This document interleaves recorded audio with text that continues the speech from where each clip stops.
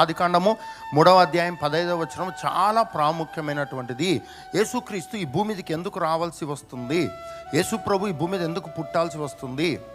మీ పక్కన వాళ్ళు చెప్పండి. క్రైస్తవ జీవితం అన్నది ప్రేమ క్షమాపణ కాదు. చాలాసార్లు ప్రేమ క్షమాపణ అని మనల్ని మనం మోసం చేసుకుంటామండి. ఎస్, ప్రేమ క్షమాపణనే. కానీ ఆ ప్రేమ క్షమాపణ అన్నది ఎవరి వైపు అంటే ఓన్లీ మనుషుల వైపు అండి. నీ పరిస్థితులు కాదు, వ్యాధులు కాదు, రోగాలు కాదు, అపవాది కాదు, శోధనలు కాదు, ఇబ్బందులు కాదు. ఎందుకంటే నీకు వచ్చే ప్రతి శోధన మనిషి నుంచి వస్తుంది, మనుషులతో మాట్లాడడం వల్ల వస్తుంది, మనుషులతో సహవాసం వల్ల వస్తుంది, నువ్వు చేసే పనుల వలన వస్తుంది, నువ్వు వెళ్ళే స్థలాల వలన వస్తుంది. ఇలా రకరకాలైన వాటి వలన నీకు సమస్యలు వస్తాయి. కాబట్టి నువ్వు మనుషులను ప్రేమించాలి, మనుషులను క్షమించాలి, ఇక్కడే నీ జీవితాన్ని ఆపేసుకుంటున్నావు. కానీ more than love and forgiveness, నువ్వు మనుషుల రక్త మాంసములలో ఉన్న వారికి ప్రేమ క్షమాపణ.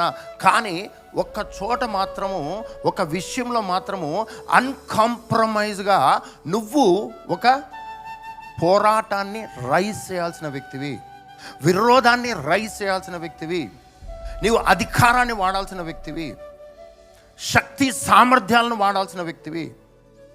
ఇది గనక నీ క్రైస్తవ జీవితంలో నీకు అర్థం కాకపోతే నువ్వు ఎవ్రీ డే శత్రువు చేతిలో ఓడిపోతుంటావు. నువ్వు ప్రతి దినము శత్రువు నీ దగ్గర నుంచి ఏదో ఒకటి దొంగలిస్తూనే ఉంటాడు. అన్సీన్ ఎనిమి, నీకు కనబడని ఒక శత్రువు నీ జీవితంలో పనిచేస్తున్నాడు. నీకు కనబడే మనుషులు నిజమైన శత్రువులు కాదు, నీకు కనబడనేటువంటి ఒక శత్రువు నీ జీవితంలో పనిచేస్తున్నాడు.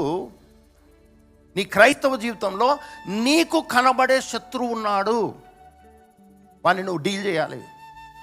వాడిని డీల్ చేయకపోతే నీ క్రైస్తవ జీవితం అన్నటువంటిది నువ్వు ఏదో ఒక రోజు అలా వదిలిపెట్టాల్సి వస్తుంది, లేకపోతే ప్రతి దాంతో నువ్వు కాంప్రమైజ్ అయిపోతావు.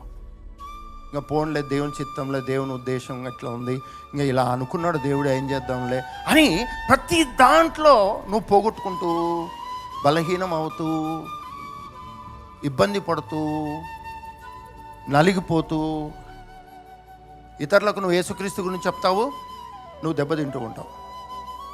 రెగ్యులర్గా చర్చికి వస్తావు, దెబ్బతింటూ ఉంటావు. నీకంటే చర్చికి రాని వాళ్ళు బాగుంటారంట.